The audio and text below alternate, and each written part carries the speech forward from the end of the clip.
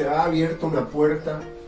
No digo que comenzó ahora en este año, esto viene de antes, porque ha habido gente sobre la brecha impulsando esto, a que volvamos a nuestras raíces, que volvamos a la cultura la cual fue sacada y se armó algo paralelo. Y dentro de eso es recuperar la fiesta, es sacar al Jesús Cristo romano y volver al Yeshua HaMashiach judío. Si él es judío, no puede ser de otra nación. Él nació donde está, donde empezó la vida de él. Y mientras lo saquemos del contexto a él, vamos a estar errados. Vamos a ir caminando por otra brecha. Una brecha romana, griega, de este mundo, babilónica. Pero el Eterno en estos tiempos está despertando a su remanente, está despertando a hombres, a familias, mujeres, a proclamar esa verdad, a sacudir. Y se va a cumplir la palabra que dice que 10 tomarán ¿cuánto se llama? El manto, las orillas del manto de un judío, que dirá, iremos contigo porque se ve que el Dios verdadero está con ustedes. Esto está pasando, amado.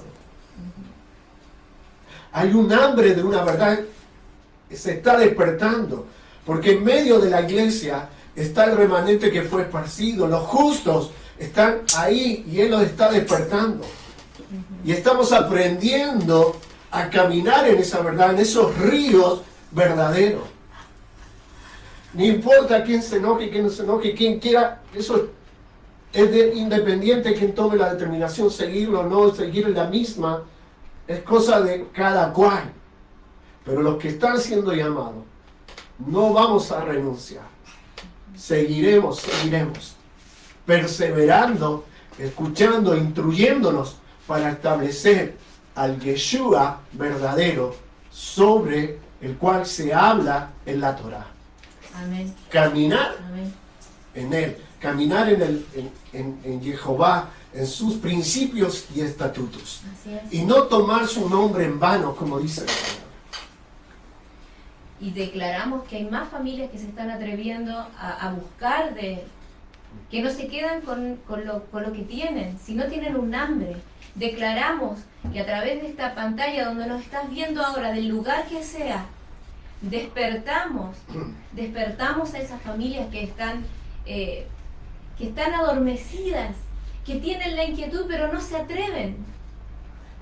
Declaramos que se atreven en este tiempo a abrir las puertas de su casa, a abrir este tiempo de conocimiento, a buscar la verdad. Que no te importe quién se enoje, que no te importe si no te saludan más.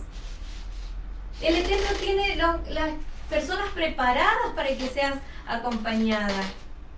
No te va a dejar. ¿Y qué importa si te deja el mundo? Lo importante es que el Eterno sea quien te acompañe y que por Él seas aprobado. Así que hacemos este desafío. Atrévete, familia amada, atrévete a romper, a extender tus estacas, a ensancharte. Atrévete en este tiempo difícil para el mundo, pero muy fácil cuando vamos tomados de la mano para aquellos que estamos buscando de su verdad. Tiempo de crisis para el mundo, para nosotros no. Tiempo de afligimiento, de temor para el mundo, pero para nosotros no. Porque es el tiempo donde hemos sido más bendecidos, ha sido en este tiempo de crisis, ¿no? Exacto.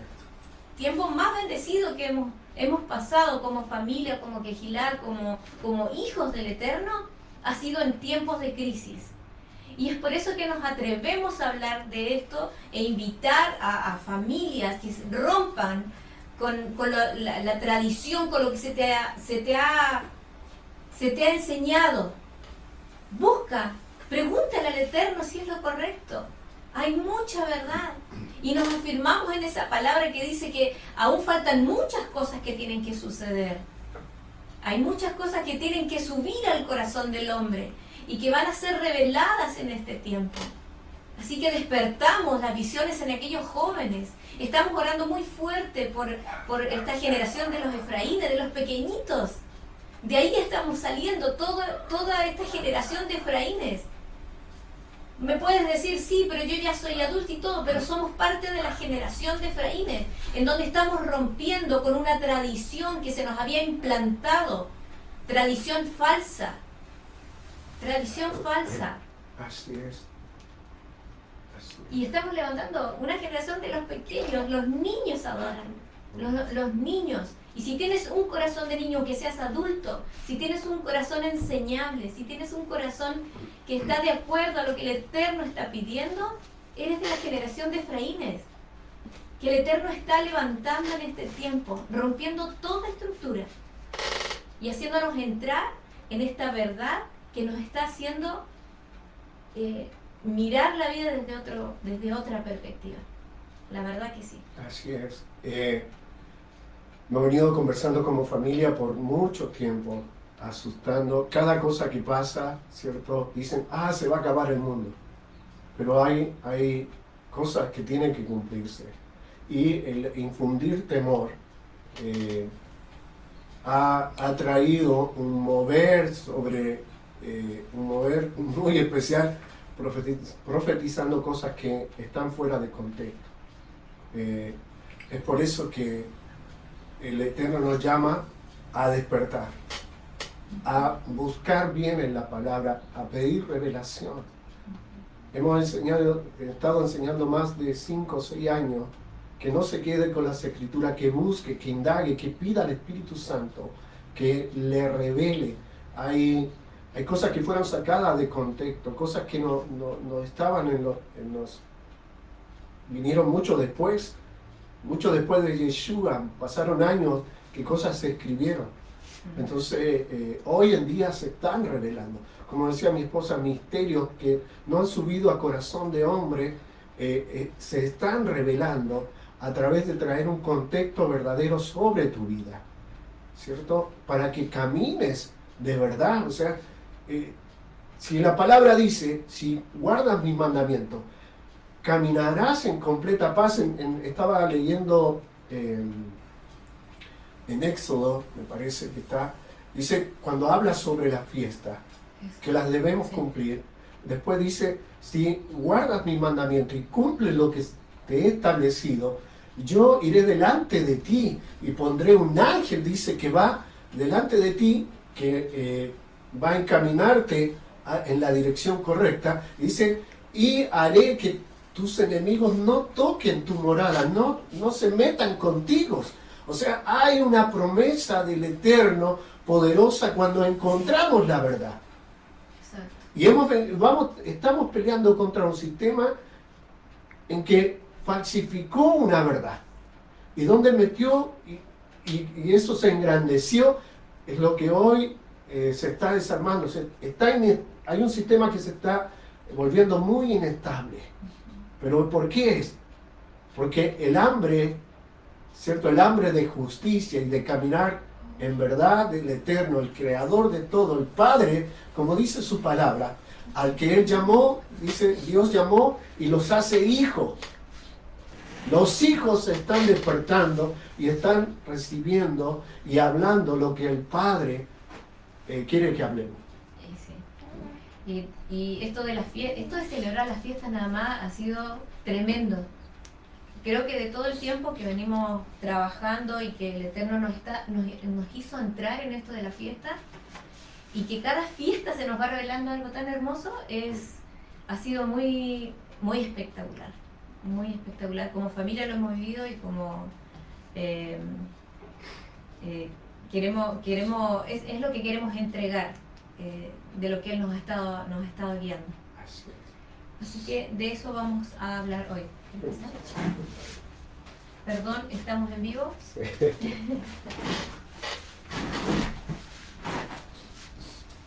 Bien. Es muy importante, hermano, lo que estaban mencionando, porque nos encontramos en este momento, en un tiempo de la historia muy, muy importante, muy, muy relevante. Están ocurriendo cosas por las cuales cientos de personas, diría yo, han muerto, cientos y miles de personas, todos los que se rebelaron en contra del sistema luciferiano, que ya han escuchado esta frase de mí, todos los asesinaron. Y esto no es una casualidad. A veces pecamos de ingenuos y de hacernos los buenos. No, pero es que si da igual, si es el espíritu de la Navidad, es el espíritu de la celebración. Y son puras patrañas, son cosas que hilamos fino en ese tipo de barbaridades y después nos tragamos toda la basura. No, pero es que no, si la ley ya no corre, ahora puedo hacer lo que yo quiera, Quiero decirte una cosa, eso fue creado a propósito para introducir una figura de reemplazo para hacerte creer en otro Dios, para hacerte creer en otras cosas y no en lo que el Eterno había determinado realmente. Esa es la única verdad. Si vos me decís, no, es que la ley ya no corre, puedo comer cerdo, puedo ir a la iglesia el domingo, puedo hacer lo que yo quiera, entonces crees en otro Dios, no en el Dios bíblico. Así de simple y así de corto. Así de sencillo es esto.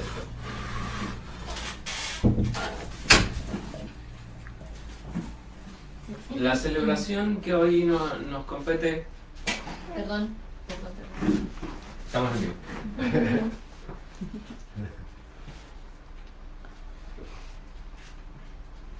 Como bien decían mis padres, entender la escritura, no sabérsela de memoria y citársela a alguien cada vez que dice algo que a mí no me agrada. Entender cuál es el trasfondo de lo que está pasando es lo que realmente importa y lo que nos va a llevar a entender la profundidad siempre les recalco esto, el contexto, en medio de qué se dijo, para qué se dijo y por qué se dijo. Eso. No para, que bueno, los cristianos ahora nos vamos al cielo, aceptamos a Cristo en nuestro corazón. ¿Cuál es el fin de eso? ¿Usted me puede decir cuál es el fin de eso? No, es que llevarse a su pueblo escogido al cielo. Y mientras de eso vivimos como miserables, vivimos siendo unos desgraciados que no amamos a nadie, comemos mal, no cuidamos la tierra, no cuidamos a nuestros hermanos. Y lo peor de todo es que no entendemos un poco lo que dijo el Creador y cuál era el diseño de él originalmente. Es por eso que es necesario que entendamos las fiestas, para qué fueron las fiestas. No importa que usted no comprenda algunos detalles o que hay cosas que se le salten por alto porque tenga algún detalle al principio.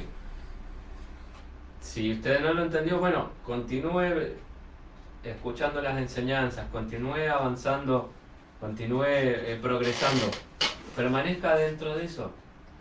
Si no lo escuchó el primer año o no lo terminó de entender el primer año, bueno, el año siguiente se va a volver a celebrar y se va a volver a entender esto.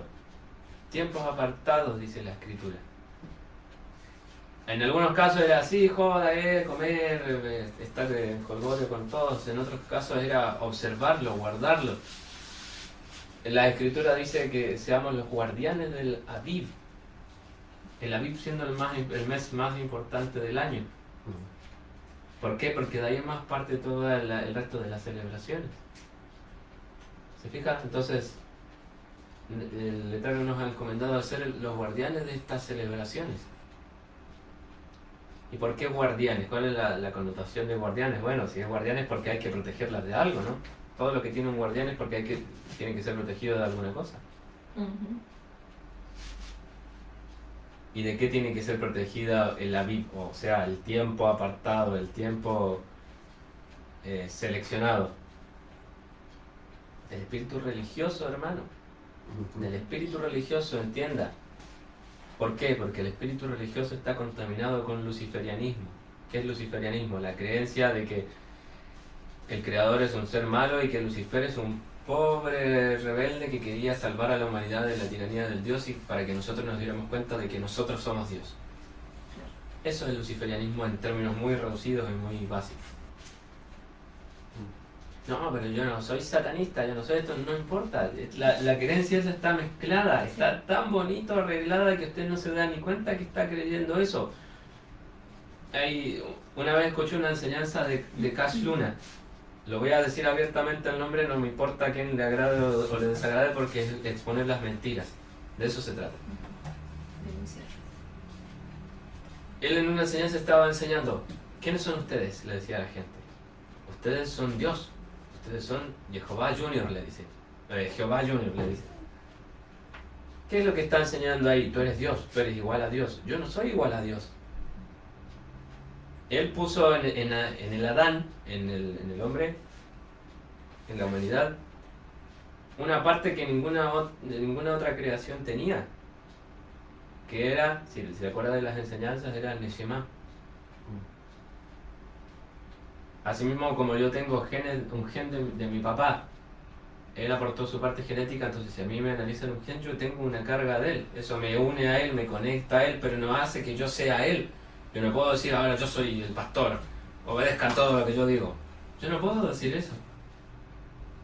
De la misma forma de que teniendo en ese mano me hace a mí ser Dios. Me hace tener una conexión con él. Yo puedo tener una conexión. Yo tengo una conexión con mi papá que no voy a tener con otra persona, con un amigo, con un conocido, con un profesor.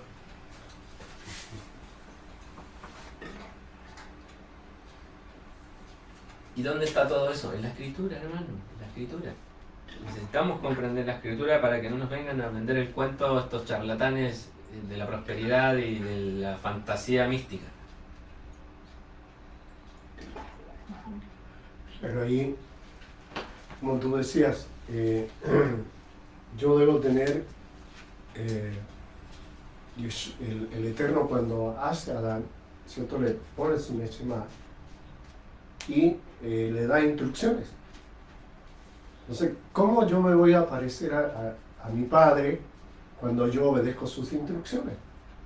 Eso me hace parecerme a él, me hace tener una relación con él. Entonces, llegando al contexto de hoy, muchas cosas no las hicimos porque se nos enseñó que ya no debían hacerse. Entonces, no estábamos haciendo funcionar lo que Él había puesto en nosotros. O sea, no teníamos una relación con Él. Por más que dijéramos Jesucristo y la cantábamos y un montón de cosas que nos basamos en eso, en adoctrinar textos, ¿cierto? Por mucho tiempo, hasta el día de hoy, pero no nos tenían lejos de esa relación, de esa intimidad. No digo que todo era, por algo permanecimos, pero estábamos a media, estábamos falientes. Entonces, al restaurarnos, realmente empezamos a tomar de esa intimidad y nos empezamos a relacionar verdaderamente con el Padre Eterno. Como dijo Yeshua, yo y mi Padre somos uno, no porque Él fuera como Él, porque Él estaba anunciando sus instrucciones y caminaba en sus instrucciones. Por eso que decía eso Él. Así es. Eso. Entonces, hermano, el día de hoy estamos cercanos a una fiesta muy importante, Shavuot, la fiesta de las semanas, que por eso veníamos haciendo el conteo de las semanas, de cada día que pasó desde el día siguiente de la presentación de los primeros frutos, que siempre es un día de domingo, hasta los 50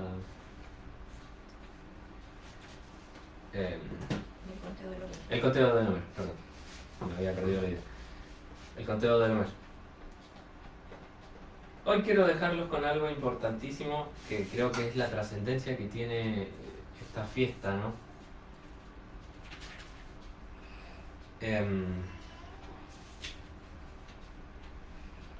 Antes de eso, les quiero comentar al respecto, digamos que ya de esta fiesta es mañana, hoy sería el último día.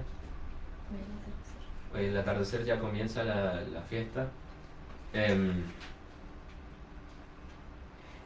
Esta era una de las 3 fiestas anuales en las cuales todos estaban comandados a subir a Jerusalén desde los diferentes lugares de la diáspora donde estaban, e ir al templo a ofrecer el sacrificio de la cosecha. También se le llamaba la fiesta de las cosechas en la antigüedad, porque ya daban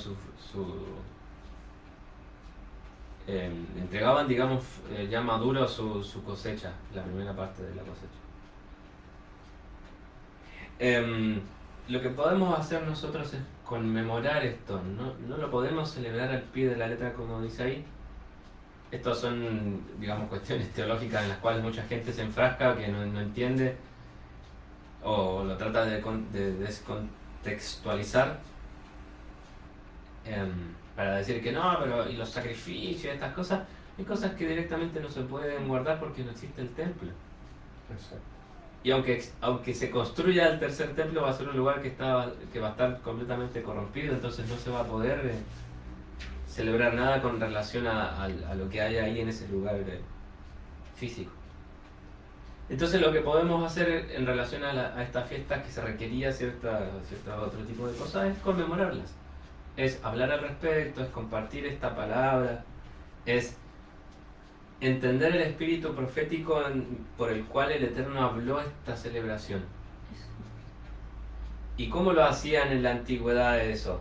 En la antigüedad lo hacían juntándose y conversando de esto.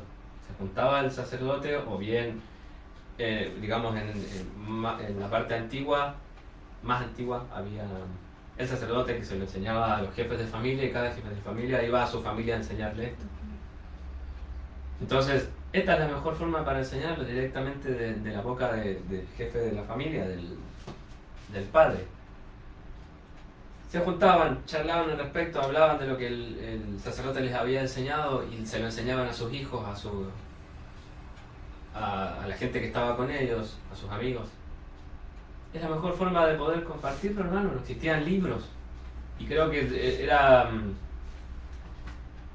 una forma más cercana de enseñar al respecto, porque ahora leemos un poco en internet y nos quedamos con eso y nos olvidamos de compartirlo. Ah, mira, lo puse en estado, está bien. Es el medio que tenemos en la actualidad, pero también la cercanía de hablarlo con alguien, de enseñárselo a alguien también es importante. ¿Y qué más importante, hermano, que el porvenir de la humanidad salido de la boca del Eterno directamente?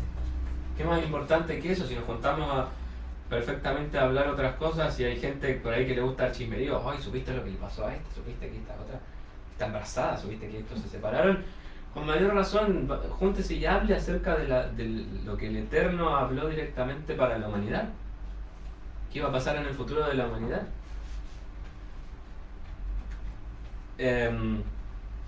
Personalmente creo que Shavuot tiene un cumplimiento profético muy importante para develar 2 cosas, que se las voy a comentar. Téngame paciencia unos minutos que vamos a ir ahí. Si bien esto parte con el Éxodo, cuando el Eterno saca al pueblo de Egipto, y se dice que es un poco más tardío la asociación que hay entre que llegó el pueblo al desierto y que el Eterno le da los mandamientos. Tenemos ese hecho por un lado, y se dice que posteriormente se vinculó Shavuot con eso. Que por eso contamos los 50 días, los 7 Shabbats. Por eso contamos así. Estas 2 cosas se unificaron posteriormente, surgió ahí, en ese momento. Hay, digamos, algunos mitos al respecto que ya los habíamos tocado, que cuando el pueblo se dice evangélicamente, ¿no? Se enseña que Moisés nomás subió al monte a recibir los mandamientos porque el pueblo se aterrorizó y no quiso escucharlos. Eso es una mentira.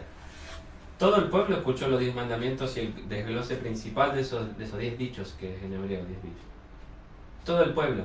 Y después de haberlos escuchado todos, ahí recién se aterrorizaron y dijeron, no, Moisés, tú continúa con el resto porque nosotros no queremos. Y ahí recién el Eterno empezó a desglosar más profundamente otras cosas. Pero los 10 mandamientos originales, todo el pueblo los escuchó y todos temblaron de temor al escuchar la voz del Eterno. Sí, y si no, ¿cómo?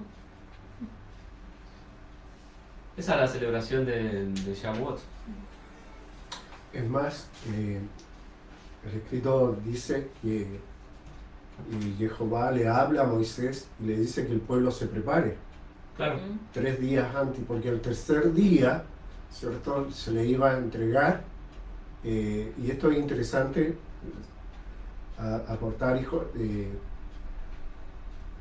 de aquí más, ahí vamos, si tenemos tiempo, si me permiten, hijo, vamos a botar un mito y una tradición en cuanto a Pentecostés, de una escritura que ni siquiera va de acuerdo con el contexto si lo encontramos en el Sinaí, ¿cierto? Es interesante porque cuando el pueblo escucha, ¿cierto?, baja Moisés, ¿cierto?, y dice que suena la trompeta cuando va a dar el chofar, cuando suena, dice los sonidos que salen de la montaña. Y Moisés toma representación del pueblo. Dios le dice que le diga al pueblo si realmente va a cumplir todo lo que, ¿cierto?, le va a decir todas las instrucciones y mandamientos. Y el pueblo, cuando se aterroriza, da su palabra que sí, ¿cierto? Es interesante de lo del Shavuot, y quiero decirlo esto, en representación, la letra Nun es 50, ¿cierto? Y Nun también es semilla. Dios le iba a entregar una semilla de vida al pueblo. De hecho, se la entrega. Entonces es interesante desglosar esto de los 7 Shabbat y un día más, que hace 50. En hebreo la palabra Nun es 50, ¿cierto? Entonces es interesante este Nun, porque me acuerdo también de Josué, que el papá se llamaba Ben Nun. Entonces es interesante poder indagar y buscar los significados. Es tan precioso, es tan maravilloso la palabra hebrea en el contexto de las buenas nuevas del Eterno.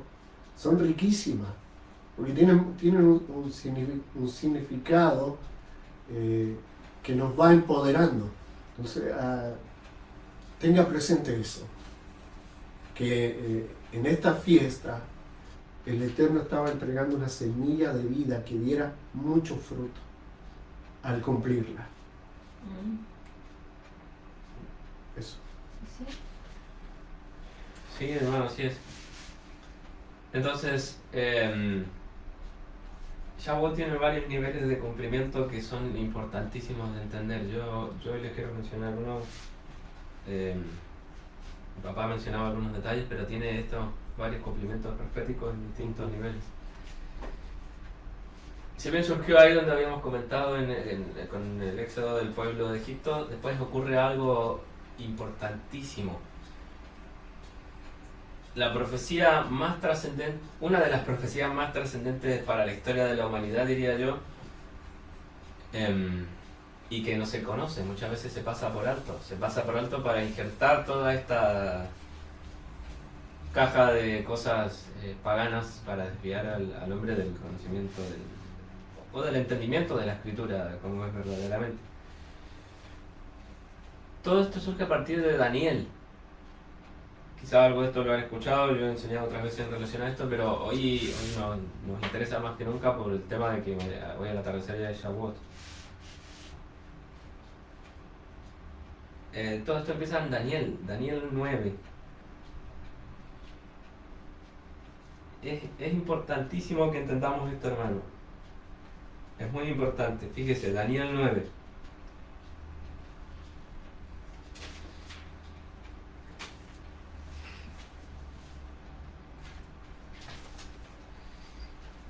Daniel 9 nos va a contar acerca de cómo... Fíjese, voy a leer la primera parte y después la otra vamos a ir más rápido. En el primer año de Darío, hijo de Asuero, en hebreo tiene otro nombre, del linaje de los Medos, que fue hecho rey sobre el reino de los Caldeos, en el primer año de su reino, yo, Daniel, meditaba sobre los libros acerca del número de años señalado en la palabra del Eterno que vino a Jeremías el profeta. Años que se cumplirían para la desolación de Jerusalén, 70 años. O sea, había una profecía en la cual el Eterno le habló a Jeremías que iban a ser 70 años. Fíjese cómo tiene varios cumplimientos de ese mismo número. Y puse mi rostro a Dios el Señor para buscarle en oración y súplica, con ayuno, saco y ceniza. Oré pues al Eterno mi Dios e hice confesión diciendo: oh Señor, Daniel hace algo grandioso acá, fíjese. Oh Señor, grande y poderoso, que guardas el pacto y alientas misericordia a los que te aman y guardan tus mandamientos. Hemos pecado, hemos obrado con iniquidad y maldad, nos hemos rebelado y nos hemos apartado de tus mandamientos y de tus preceptos. Tampoco hemos escuchado a tus siervos los profetas que hablaron en tu nombre a nuestros reyes, a nuestros príncipes, a nuestros padres y todo tu pueblo de la tierra. Qué grandioso lo que está haciendo Daniel.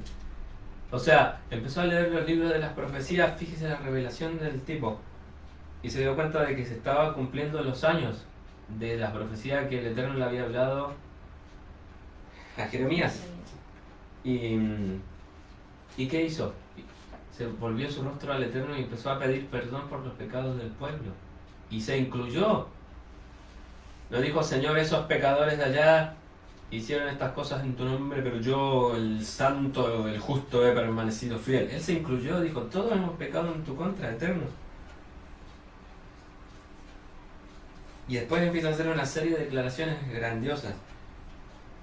Dice: de ti, Señor, son la compasión y el perdón, porque nos hemos rebelado contra ti y no hemos escuchado tu voz. De que anduviéramos en tus mandamientos. Hace un llamado recurrente a los mandamientos, Daniel.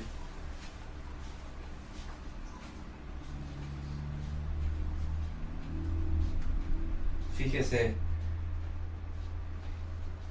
¿Y qué es lo que pasa después?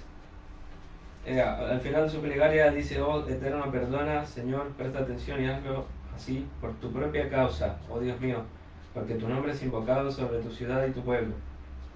Y mientras hablaba y oraba, confesaba mi pecado y el pecado de mi pueblo Israel, y presentaba mis rogativas ante el Eterno mi Dios, por el santo monte de mi Dios. Mientras hablaba en oración, Gabriel, el hombre a quien había visto en la visión del principio y que había volado presurosamente, se me aproximó, como a la hora de la oblación de la tarde. Y me habló explicándome y dijo: que viene y le dice Gabriel: oh Daniel, he salido para hacerte sabio en entendimiento. Al principio de tu plegaria se dio la orden y yo he venido para hacerte saber, porque tú eres bien amado. Presta atención a la palabra y comprende la visión. O sea, el clamor que levantó Daniel movió tanto el corazón de Dios que salió uno de los ángeles principales del cielo a enseñarle algo a Daniel.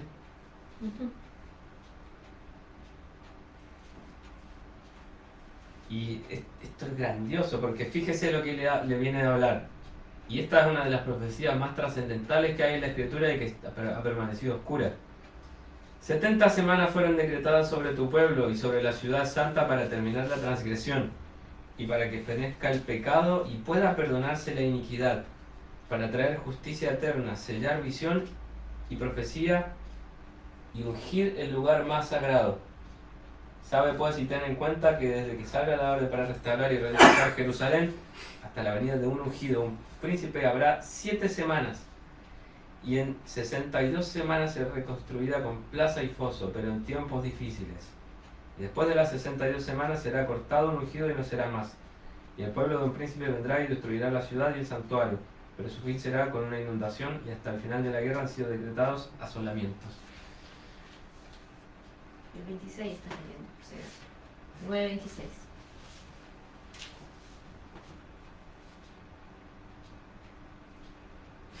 Entonces, hermano, fíjese, hay ciertas cosas que nosotros podemos desglosar, porque ya tenemos el entendimiento y las vivencias de lo que ocurrió. Hay otras cosas que aún no las podemos desglosar. Pero lo más importante que podemos extraer de esto es qué cosa. Que dentro de esta profecía habían varios niveles de cosas que se cumplieron. Primero él le habla de 70 semanas.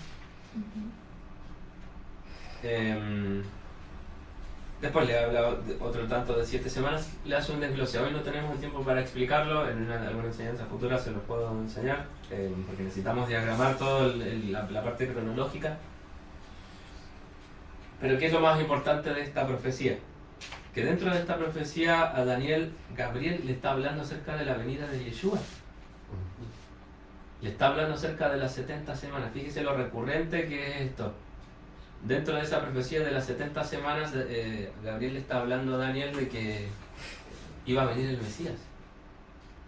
En esa profecía de las 70 semanas.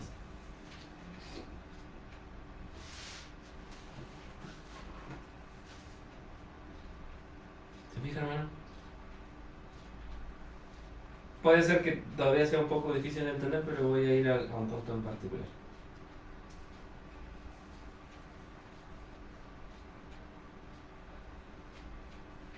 Entonces, el ángel le hace un desglose de que en este periodo va a pasar esta cosa, en este otro periodo va a pasar esto otro, y 70 semanas hablándole proféticamente, refiriéndose no a 70 semanas literalmente, sino a un periodo de años más largo. Ciclo de tiempo. Refiriéndose más que nada a un ciclo de tiempo. El número es figurativo a espacios que iban a ocurrir. Y todas esas cosas se cumplieron. Y lo que más me parece interesante es que es el mismo... Daniel acá lo llama el hombre que él había visto antes. Sabemos que es un ángel con una tarea primordial en el cielo, ni siquiera es un ángel, de hecho es un arcángel. Gabriel, me parece algo muy interesante que es el mismo que después le habla a María acerca de que ella es la que iba a dar a luz al Mesías. Porque está hablando de la misma cosa. Gabriel está hablando a Daniel acerca de la venida del Mesías, y es el mismo que le habla a María de eso. Es un detalle aparte. Entonces, hermano, tenía que cumplirse esto, la profecía de las 70 semanas de Daniel. Hubieron varios cumplimientos en relación a esto. Hay una parte que le habla acerca de las 62 semanas, le habla después de las 70 semanas. Se cumplió la restauración de Jerusalén dentro de ese periodo, después se cumple en el periodo de Nehemías. El rey le permite, el rey, digamos, en el lugar donde ellos estaban cautivos, en el periodo de Nehemías, el rey les permite volver a Jerusalén y restaurar las murallas del templo, que son las que persisten todavía. Ahí esa parte tenía otro cumplimiento. Y el cumplimiento siguiente es en relación al Mesías, de las 70 semanas. ¿Sí? Se cumplió el periodo siguiente. En términos cortos, ¿qué es lo que ocurre ahí? Esto es algo extra bíblico, pero tiene mucho sentido. Los historiadores bíblicos hebreos han calculado esto.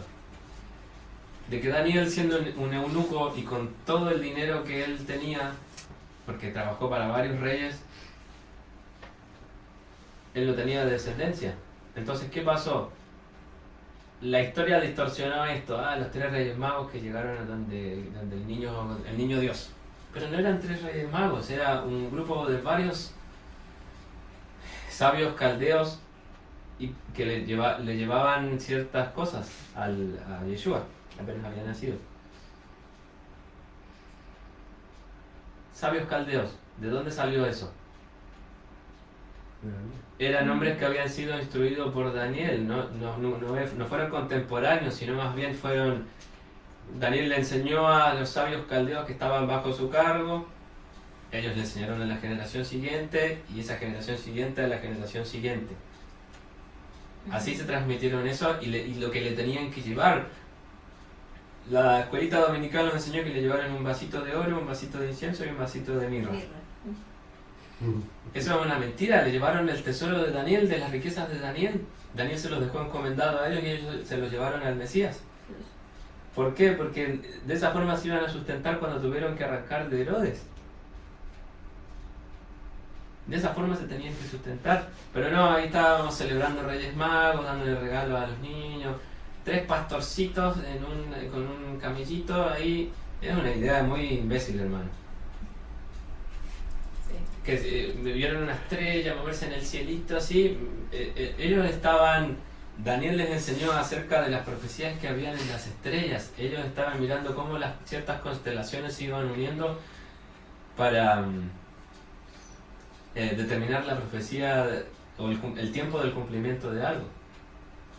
Así han habido muchas profecías bíblicas que dice la escritura de que los cielos cuentan la gloria del Eterno. Bueno, viene de ahí. Pero mira cómo se ha tergiversado todo desde eso puntual a lo que se celebra hoy en día a través de los Reyes Magos. ¿Cómo se ha tergiversado eso? O sea, pero que lo hacen ver bonito como que no hace daño. claro. Ese es el punto. Usan a los niños para meterlo en un ámbito terrible que va en contra de los principios, en contra de lo que realmente es. Entonces, siembran una ignorancia en realidad. Y se siembran los niños para que cuando ellos crezcan vuelvan a hacer exactamente lo mismo. Por eso es tan importante hoy en día levantar esta generación de pequeños para poder implantarles esta verdad revelada del Eterno, para que ellos hablen de esto. Ahora, sí, fíjese que importante, que interesante esto de Daniel. Sí. Cómo la revelación, la actitud que él tomó, trascendió hasta el día de hoy y sobre Yeshua, porque él hace también hincapié de eso.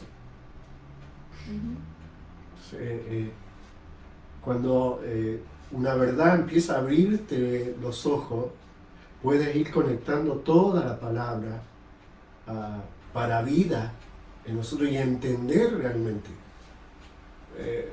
Escuchaba a alguien siempre decir, la Biblia no se puede leer porque nadie la pudo entender. La gente católica. Los católicos. Pero sí la podemos entender, porque hay una revelación escondida, poderosa, de vida ahí. Exacto. Justamente. Entonces, es sumamente importante que entendamos lo que pasa acá con Daniel. ¿Por qué? Porque este es un número muy importante. Porque tiene varios cumplimientos. Fíjese a dónde voy a ir. Entonces, las 70 semanas que se le profetiza a Daniel, que se le habla, primero hablan acerca de la venida del Mesías. Dice, 62 semanas vendrá un ungido. Aparece el ungido, aparece el Mesías. Daniel tuvo que calcular eso. ¿Y de qué forma ellos podían calcular el tiempo a grandes distancias hacia adelante en la antigüedad? Mirando las estrellas. ¿Por qué?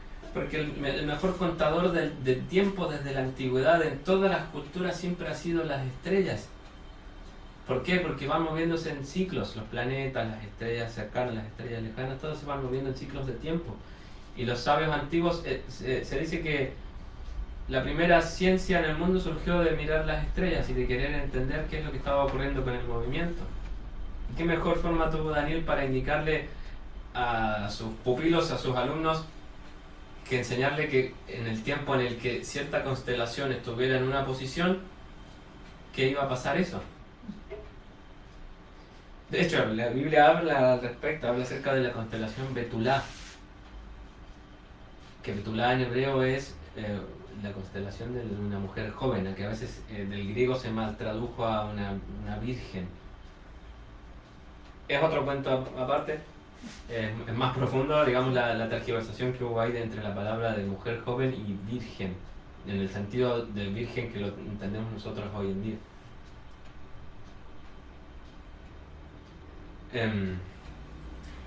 Entonces llegamos hasta Yeshua. ¿Y qué es lo que se desglosa a partir de la profecía de Daniel? Y acá hay una cuestión escatológica y hermenéutica horrenda de distorsión que voy a llegar ahí.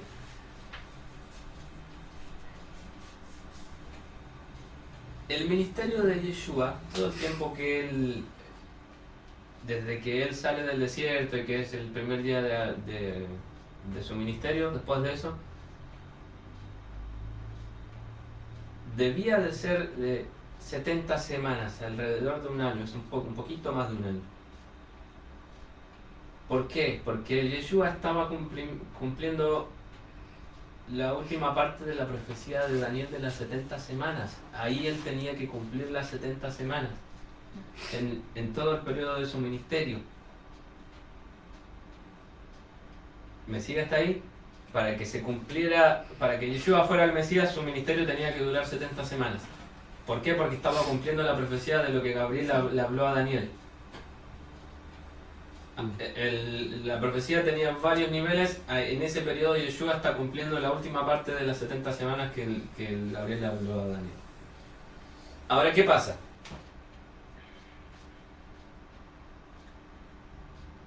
Hay un aspecto que se ha distorsionado dentro de la iglesia. Esto es a propósito, esto no es, bueno, un errorcito por aquí, un errorcito por allá. No, este aspecto fue introducido a propósito. Los quiero llevar, o que me sigan y vayan conmigo a Juan 6.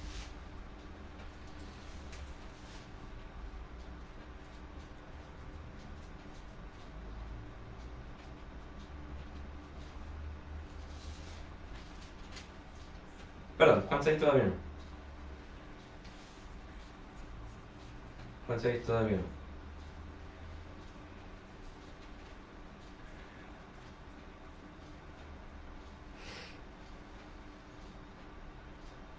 El ministerio de Yeshua comienza con lo que en el hemisferio norte vendría a ser la primavera, las fiestas de primavera. Él arranca desde ahí.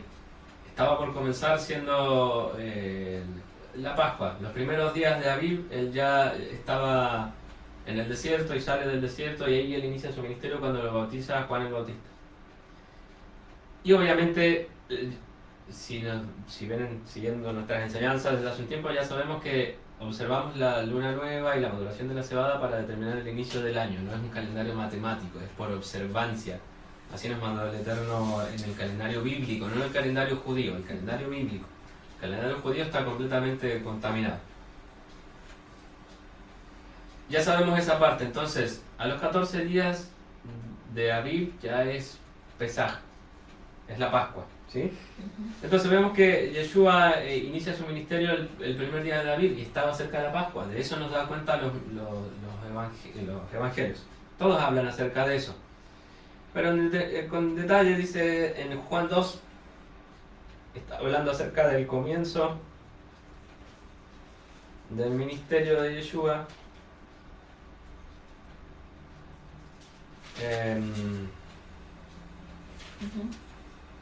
Juan 2, entonces ahí hace el primer milagro del comienzo, donde su mamá le pide el tema del vino. Que a todo esto, como una nota al margen, en todos los recuentos de los evangelios acerca de los milagros que Yeshua hizo, todo era para contradecir la religión farisaica. Todos, cada uno de esos. No era porque él estaba en contra de la Torá. Todos los milagros son para contradecir algo de los fariseos. ¿Qué estaba contradiciendo acá en Juan 2 al inicio? Los fariseos tienen una ley en el Talmud de que no se puede meter vino nuevo dentro de una vasija que sea vieja. Tienen una prohibición para eso. Es una pequeña nota al margen. Después, a partir del 13, en su inscripción, si tiene el Nuevo Testamento griego, le va a decir Jesús purifica el templo. ¿Qué es lo que dice el 13? El 2.13. Estaba cerca la Pascua de los judíos y Yeshua subió a Jerusalén. Estaba cerca la Pascua. O sea, vemos una cronología. antes de eso, Yeshua había salido del desierto y se encontró con Juan el Bautista. Juan el Bautista lo bautizó y empezó a recopilar a sus discípulos. Tenía 14 días para hacer eso porque ya empezaba la Pascua. Y tiene sentido, empezaba la Pascua. Estamos al principio dentro de la fecha de la fiesta, entre marzo de cada año, que en el hemisferio norte es primavera. Se fija, entonces, de ahí en más empezamos a tener una cronología de todo lo que Yeshua iba haciendo. Ya sabemos que después de la Pascua vienen los primeros frutos y viene toda la serie de cosas que hemos estado haciendo en esta primera mitad del año.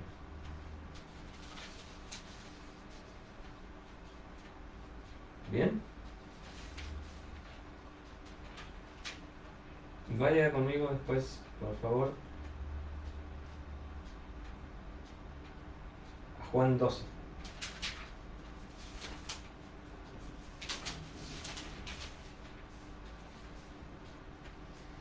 Vimos la parte donde Yeshua inició su ministerio. Y ahora, para que Yeshua hubiera sido el Mesías, ¿qué cosa tenía que cumplir? Las profecías y las fiestas. Ya hemos enseñado esto. ¿Qué fiestas Yeshua sí cumplió? Las fiestas de la primavera, las de la primera mitad del año, las cosas que en él tuvieron un cumplimiento profético. ¿Qué cosas Yeshua no cumplió? Las fiestas de otoño. En otoño en el hemisferio norte, de la segunda mitad del año, a partir de septiembre en adelante. Esas no son las que cumplió, pero teniendo un entendimiento de qué es lo que son las fiestas, sabemos que hemos hecho enseñanzas al respecto de que Apocalipsis muestra a Yeshua cumpliendo las fiestas de otoño, porque es un fiel reflejo de Yom Teruah, Yom Kippur y de Sukkot. ¿Sí? Entonces Yeshua cumplió las primeras fiestas. ¿De qué forma? Que en él se tuviera el cumplimiento profético de lo que ocurría dentro de esa fiesta. Por eso Yeshua es crucificado en el día siguiente del atardecer de Pesaj, porque él era el cordero que iba a ser ofrecido en sacrificio. Entonces, ¿en qué fiesta estaría terminando, digamos, más cercano a terminarse el ministerio de Yeshua? En Pascua, en Pesaj. Juan 12 dice: 6 días antes de la Pascua vino Yeshua a Betania, donde estaba Lázaro, el que había estado muerto y quien había resucitado entre los muertos. Y le hicieron allí una cena, Marta de Sevilla, y empieza a contar la historia. ¿Qué está diciendo? 6 días antes de Pesaj. 6 días antes de que viéramos toda la sucesión de hechos que ocurren en los cuales él es entregado, es sacrificado, va a la tumba, está muerto por 3 días, después resucita. Antes de todo eso, 6 días antes nos dice Juan 12. Parece lo más lógico, ¿no? De que empezó ahí, bueno, pasaron todas estas cosas y va contando el Evangelio. Sabemos que Pascua es al inicio del año y de ahí viene el resto de la fiesta. Después a la mitad del año, la siguiente mitad se empieza a nombrar el resto de las cosas. Es lo más lógico que vaya haciendo una cronología a los Evangelios, porque todos dan esa cronología. Yeshua iba haciendo tal cosa, después fue a tal lugar, después enseñó tal cosa, después enseñó tal cosa. Ahora sí quiero ir con ustedes a Juan 6, donde tenemos algo que es muy trascendente.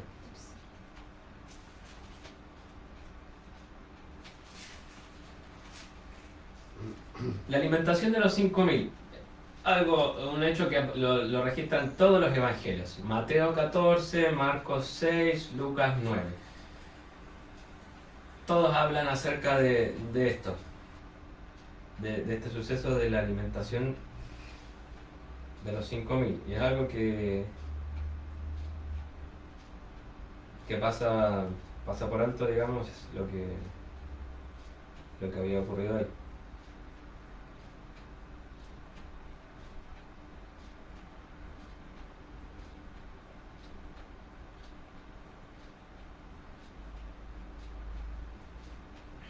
¿Qué ocurre? Dijimos que en el 12 ahí estaba Pascua y de ahí empezaron a pasar el resto de las cosas. Vamos en el 6. La alimentación de los 5.000, entonces lo registran varios. Y fíjense, después de esto, Jesús dice acá, fue al otro lado del mar de Galilea, el de Tiberias. Y le seguía una gran multitud porque veían las señales que hacían los enfermos. Entonces subió Jesús a un monte y se sentó allí con sus discípulos, y estaba cerca de la Pascua, la fiesta de los judíos. Cuando alzó Jesús los ojos y vio que había venido una gran multitud, dijo a Felipe, ¿de dónde compraremos pan para que coman estos? Y ahí empieza a pasar lo de la alimentación de 5.000 con pocos panes y pocos peces que los multiplica. Bien. ¿Qué aparece en el 4? Estaba cerca la Pascua de los judíos. O sea, analicemos un poquito con entendimiento esto que está pasando acá. Todos los evangelios están haciendo un recuento minucioso de paso por paso qué es lo que iba haciendo Yeshua del lugar que... Y lo que acá Juan me está diciendo es que hubo un año entero en el cual no se mencionó nada, hubo un silencio absoluto. Y después continuó la misma fiesta, el mismo orden. ¿Por qué? Porque Yeshua, la Pascua había sido hace poco. Y termina con una Pascua. Entonces, ¿dónde hacemos encajar que había una Pascua acá, una Pascua al medio y después en el 12 termina otra Pascua? Y que acá al medio haya habido un año de silencio. Porque saltó de la primera Pascua a... oh, hay otra Pascua acá. Se acercó la Pascua. No calza el tiempo, no calza la cronología para que ahí haya habido una Pascua. ¿Y por qué sucede esto? No es porque haya ocurrido al azar o porque eso esté ahí. A veces leemos las cosas y no entendemos. Por eso es necesario entender las fiestas, hermanos. Esa es la importancia de que seamos tan tediosos con esto. Estudiemos las fiestas. No importa si no lo entendió enseguida, el año siguiente va entendiendo cada vez más.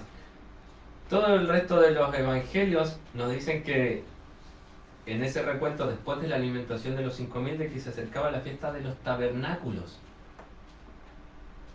La fiesta de los tabernáculos es parte de las fiestas de otoño, que es en la segunda mitad del año, más cerca de finalizar el año. Y tiene más sentido porque si empezamos con una Pascua acá y vamos cronológicamente, el 6 está a medio camino, a mitad del año, la segunda mitad del año. Y venía la fiesta de los tabernáculos. Claro.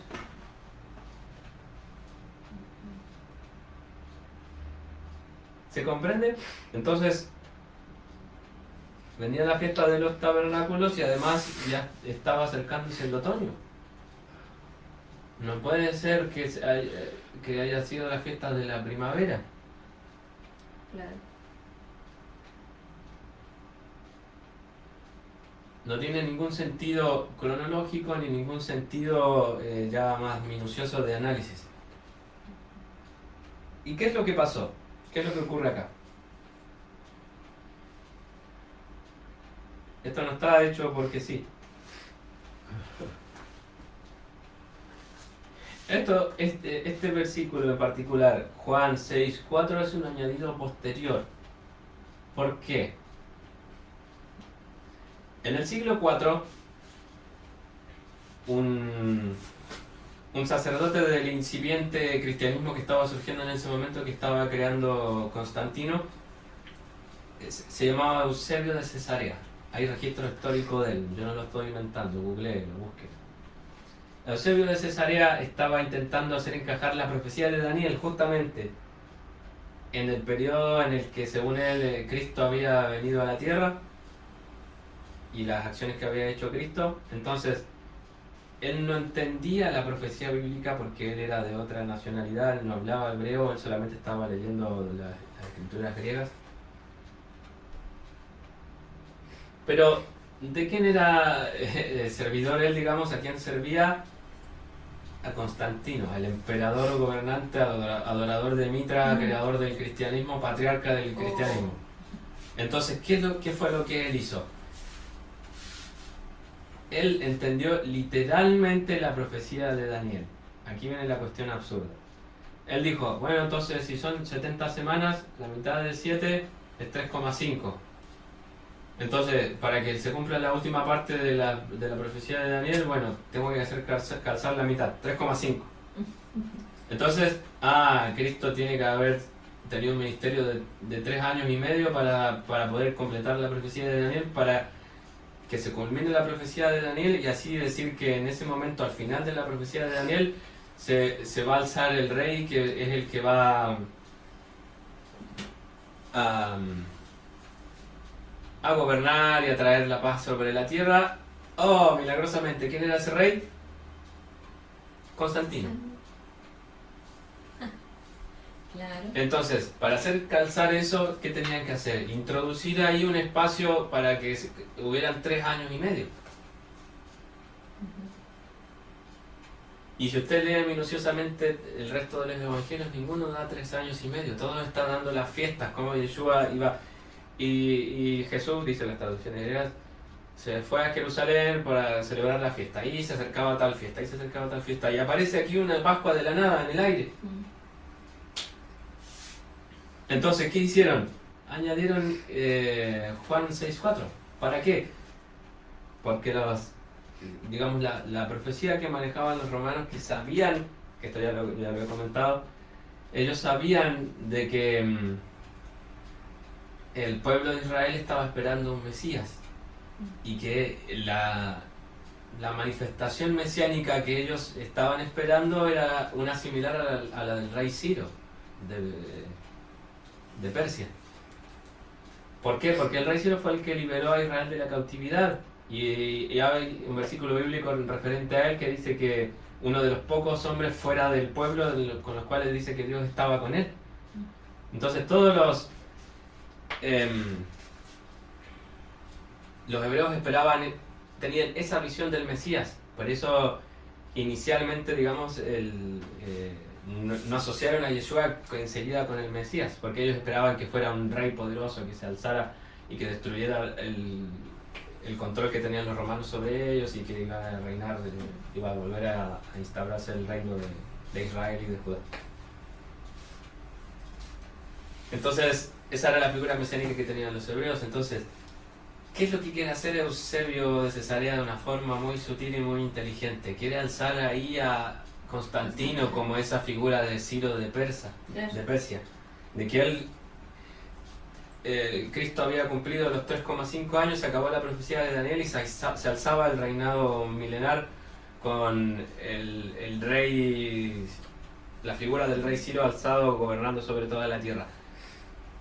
Sí. Eusebio de Cesarea estaba alzando a Constantino.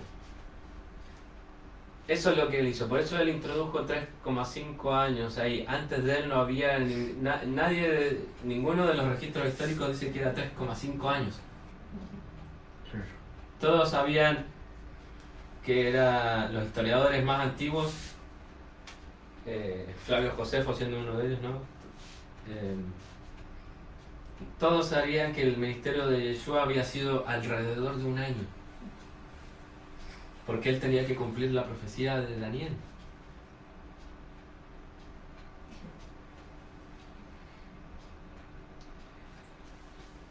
Entonces, ¿qué es lo que ocurre aquí, hermano? ¿Qué es lo que ocurre acá?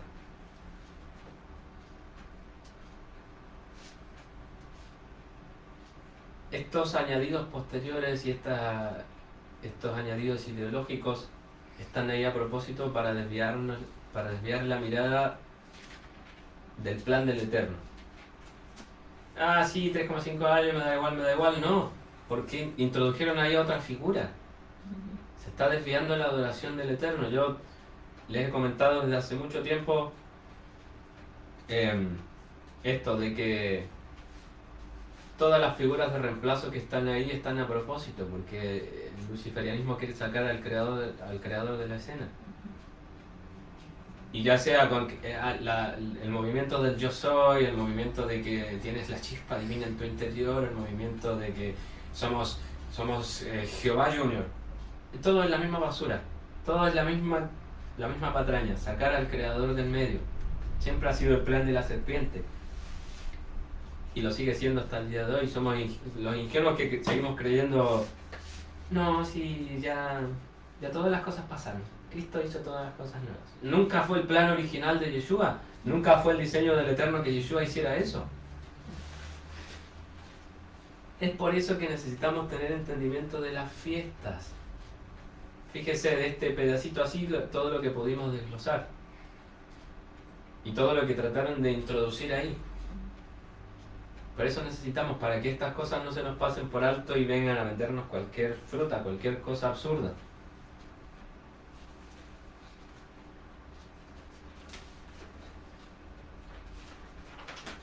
¿Se fija, hermano?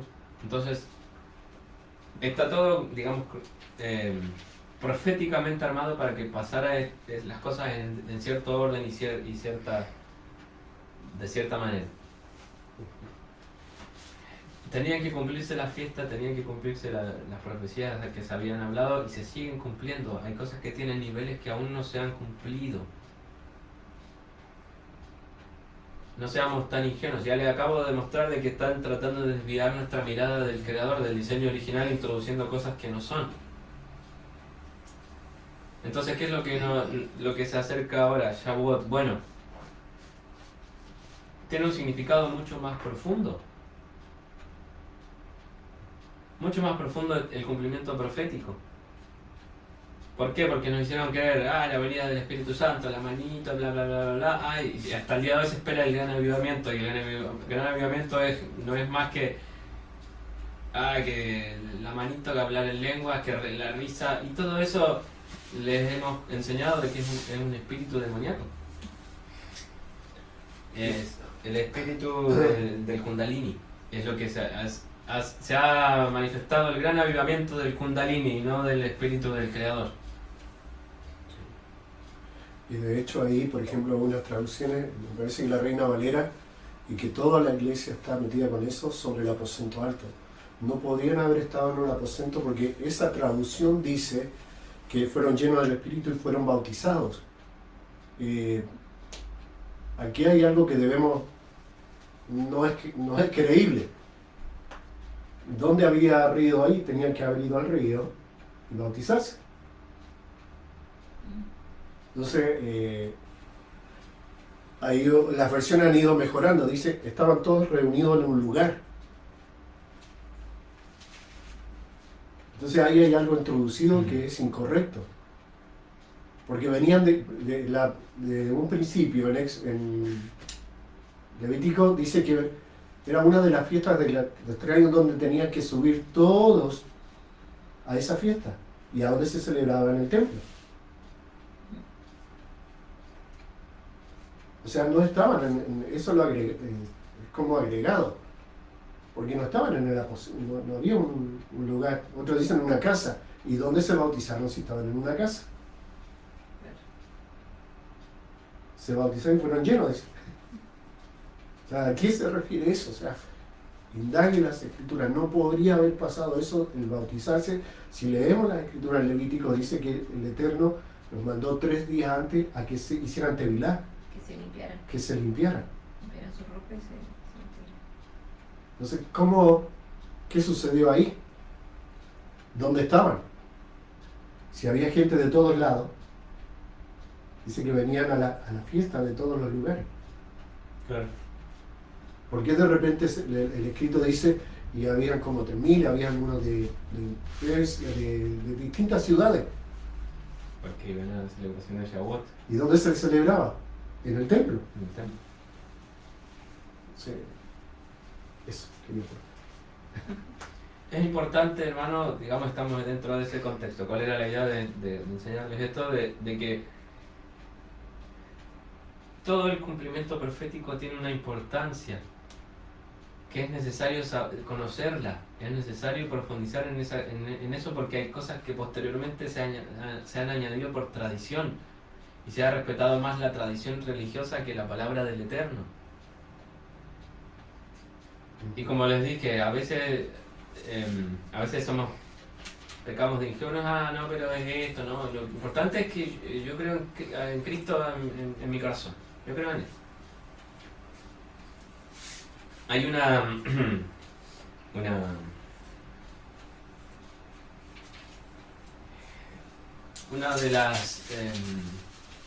de las personas ocultistas más influyentes que ha habido en la historia de la humanidad, una mujer, no se las voy a decir por nombre, pero hace unos días estaba leyendo algo acerca de ella y que, digamos, las enseñanzas de ella han tenido relevancia hasta el día de hoy. Hasta el día de hoy los ocultistas más grandes que hay la citan a ella como su referencia. Y en una entrevista a ella le preguntaron, ella vivió en el siglo XIX,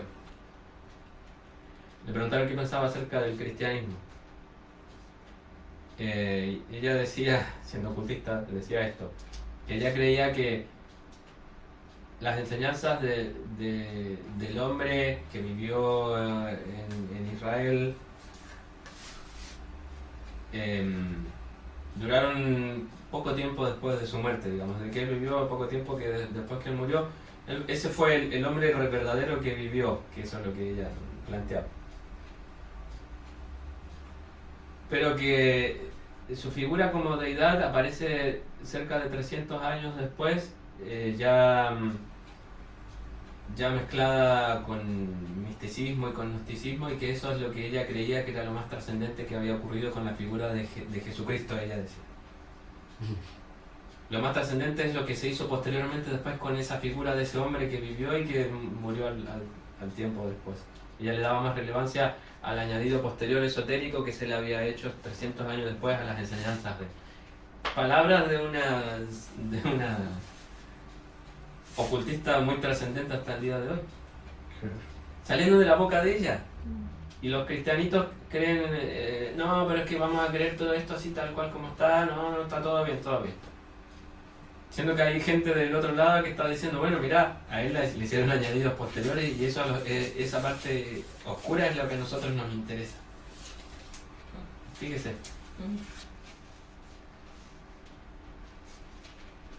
Sí. Ahí, con lo que había dicho de Pentecostés, del bautismo, lo que tenían por costumbre los judíos era siempre hacer en esta fiesta, antes, ¿cierto? Hacían tevilá 3 veces, por lo menos 4 veces, siempre su costumbre era hacer tevilá antes de purificación, de ir a la fiesta, a cualquier suceso o cosa que fueran enfrentados con el Eterno. Gracias a Gerardo. O sea, era la costumbre que tenían, era parte de ellos, purificarse. Una nota al margen ahí de lo que estábamos viendo. Bien.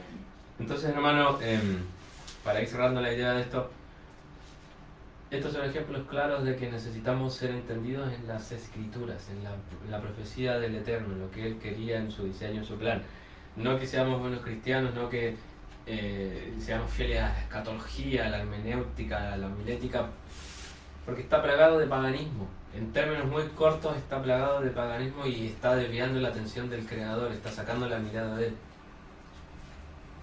Y somos la generación, como decía mi papá, me gusta mucho eso, somos la generación que está reavivando esto, porque por muchos años nuestros antepasados se conformaron con su metrito cuadrado, con su escatología, con los estatutos de la iglesia, con los estatutos los estatutos de la denominación, nada más, y se conformaron con eso y redujeron al Creador a eso, hermano. Pero somos la generación que está reavivando esto, está reavivando el interés por realmente la palabra del Eterno, lo que salió de su boca. Y esto no es algo menor, esto no había pasado nunca antes en la historia. Nunca antes. ¿Por qué? Porque lo que vivieron los profetas es calcado a lo que estamos viviendo hoy en día. Nuestros padres se pervirtieron, se desviaron del Creador, se fueron tras la ideología de la prosperidad y abandonaron las enseñanzas del Eterno porque eso les acomodaba más.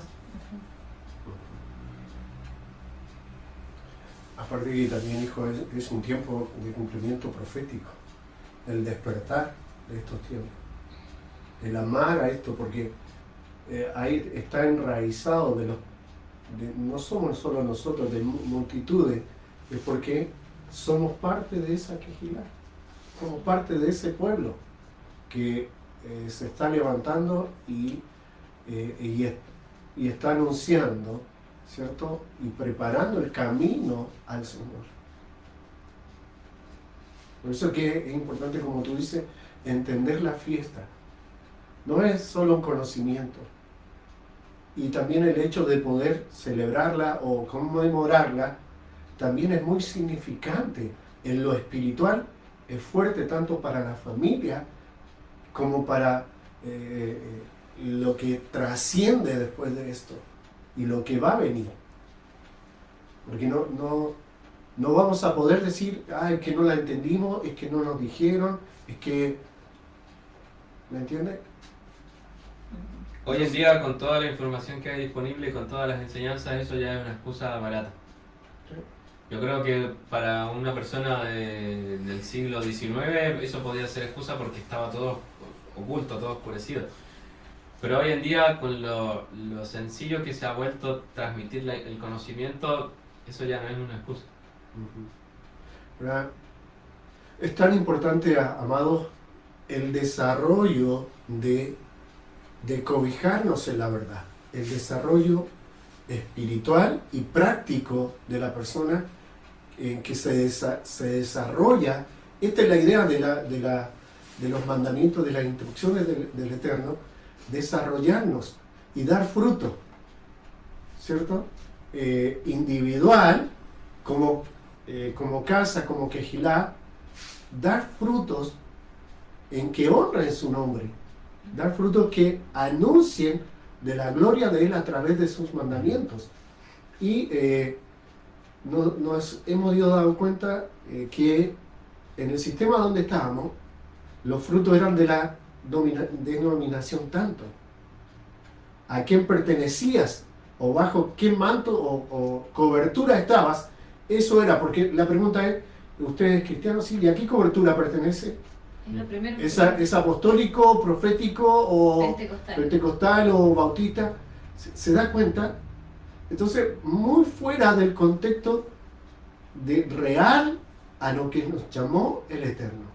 Podemos buscar un montón de versículos y tergiversarlos, darle otro vuelco y decir, no, porque la Escritura dice así. Pero ¿cuál es el contexto? Como decía Sebastián, vimos a Daniel viendo profetizar ahí lo que había en cumplimiento, que él anuncia que se iba a cumplir en Yeshua, y se cumplió. Esos son los frutos que como pueblo debemos dar. Nuestra vida debe ser desarrollada en esos frutos como se dio en Yeshua, como se dio en los discípulos.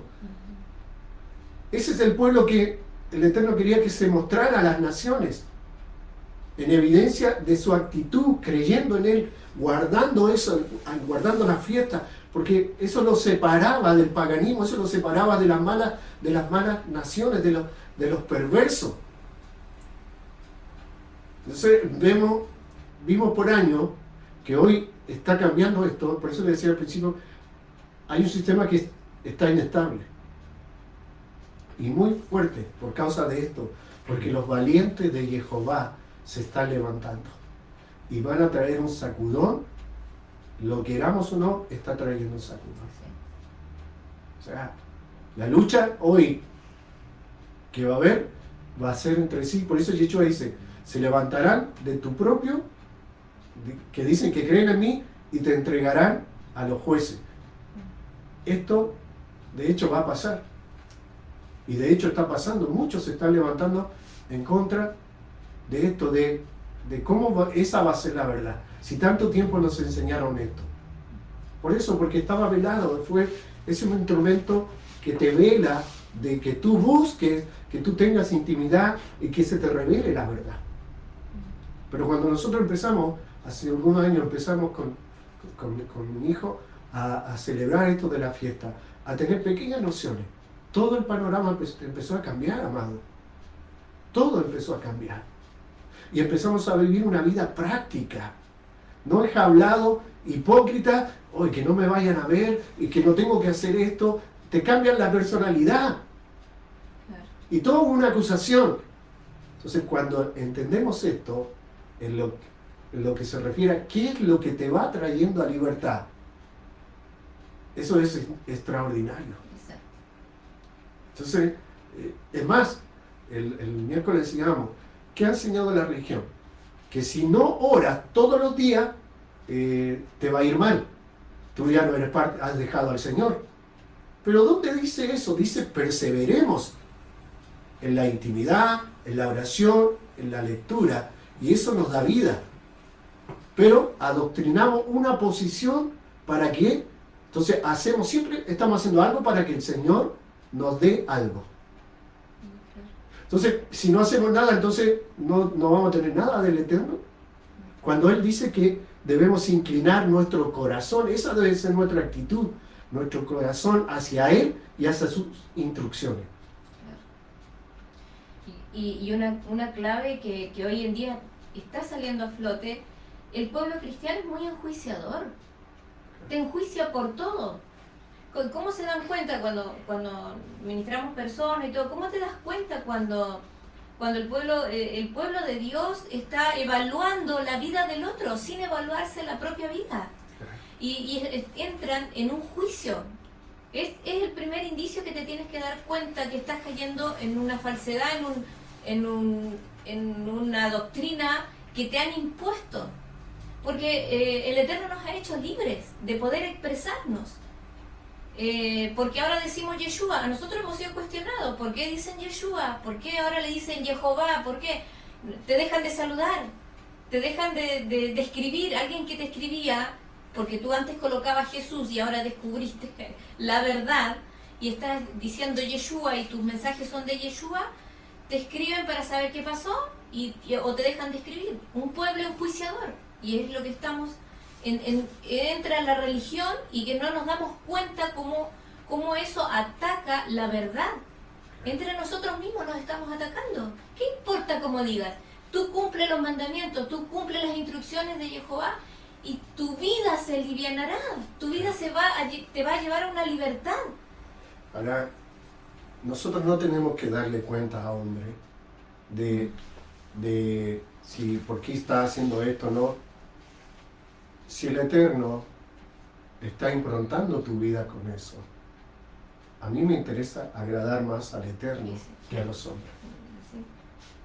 Entonces, este es el punto. Se perdieron la fiesta y la estamos recuperando, conmemorándola. Amén. Y eso trae vida. Sí. Porque hay algo ahí extraordinariamente guardado y está reservado para los que quieren y se determinan a entrar. Por eso que al principio yo decía, no debemos tomar el nombre en vano del Eterno.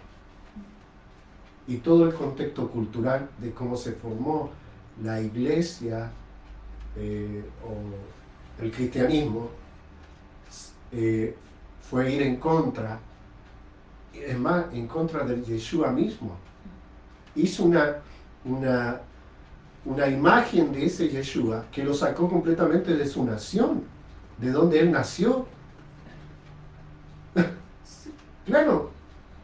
Entonces, creo que hay algo que no pega, hermano. Creo que hay algo que no pega. Entonces, hoy, amado, yo agradezco al Eterno por jóvenes que se están interesando en buscar la verdad. Y esos jóvenes, esa generación, y somos aquellos que nos estamos atreviendo a traer de vuelta al Yeshua hebreo o judío a la posición correcta, al que realmente es espíritu y vida, al que tiene el pan de vida, pero no del otro lugar mezclado, un montón de cuestiones, al original. Y en eso estamos, esto de la fiesta. Así es. Y ahora nos toca en el día de mañana, Shavuot, hoy a la tarde comienza, es una fiesta de semilla, es una fiesta de un nuevo camino, es una fiesta profética, ¿cierto? En donde el Eterno, como nunca antes, todas las cosas que están pasando, creo que va a marcar este tiempo para nosotros. Nos han preguntado mucho cómo celebramos o qué vamos a hacer hoy a la tarde como familia. Nosotros también, bueno, leyendo y lo hemos conversado para todos aquellos que tienen la duda de cómo hacerlo, es reunirse en familia. Están en su casa, preparen una mesa en donde puedan estar y compartir la Torá, compartir la palabra. Aquí hay algo en Deuteronomio 4 que me gusta mucho lo que dice, 4:39. Podemos hablar de esto, enseñar esto hoy a la tarde, preparando una mesa para compartir con nuestra esposa, con nuestro esposo, con nuestros hijos, que sea algo que marque la vida de ellos. dice, sabrás hoy y confirmarás en tu corazón que el Eterno es el único Dios en el cielo y en la tierra y no hay ningún otro. Por lo tanto, cumplirás sus leyes y sus mandamientos que te doy a conocer hoy, para que tú y tus hijos sean felices y prolongues tus días en la tierra, que el Eterno tu Dios te da para siempre. No es para un rato, es para siempre. Y es hermoso esto compartirlo con nuestros hijos en la mesa y poder declararles a ellos vida, profetizar nosotros como padres sobre nuestra generación, marcar a nuestros hijos, motivarlos a que sean desafiantes, a que sean buscadores de la verdad.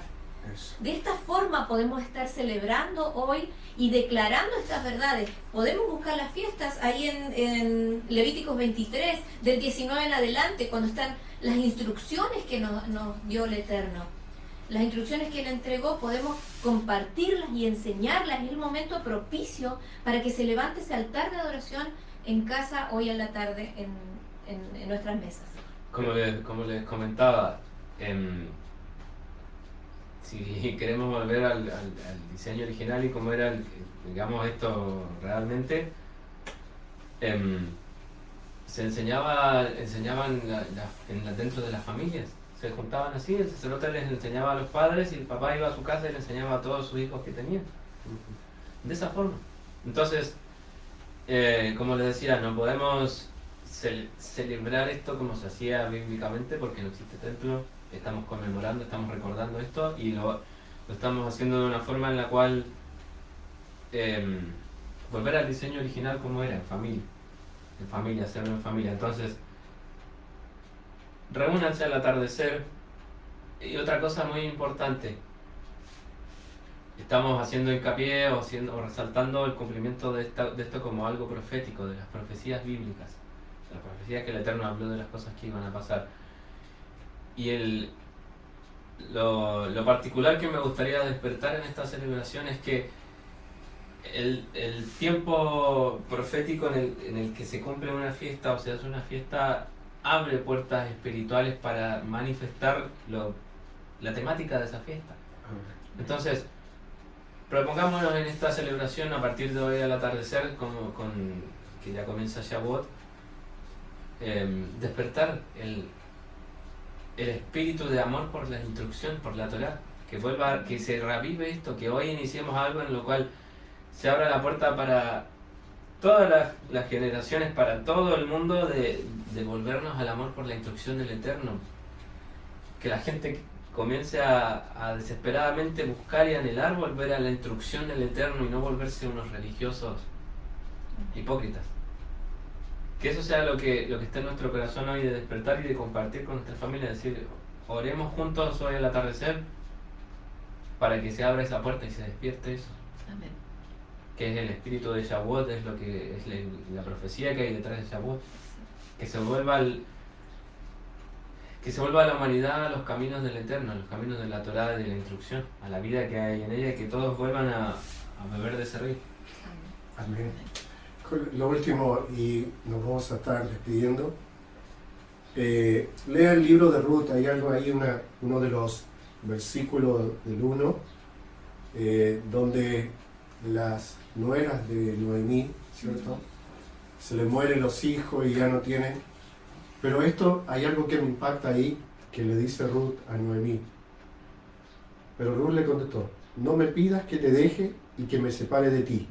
Iré a donde vayas, viviré donde tú vivas. Tu pueblo será mi pueblo y tu Dios será mi Dios. Una mujer determinante, querer cumplir Torah y querer de hacer su Dios el Dios de Noemí. Muy profundo. Entonces, hoy este debe ser nuestro decreto y proclama, que el Dios de Israel será nuestro Dios y cumpliremos los mandamientos que le dio a Israel, porque ahí es vida y su Dios es nuestro Dios. Amén. Les bendecimos, les abrazamos, que tengan un comienzo de Shavuot poderoso, el término de Shabbat. Así es. extraordinario. Y que tengan una semana espectacular. Así que Shabbat Shalom para todos. Que el Eterno les bendiga, les guarde en todo momento. Un abrazo. Amén.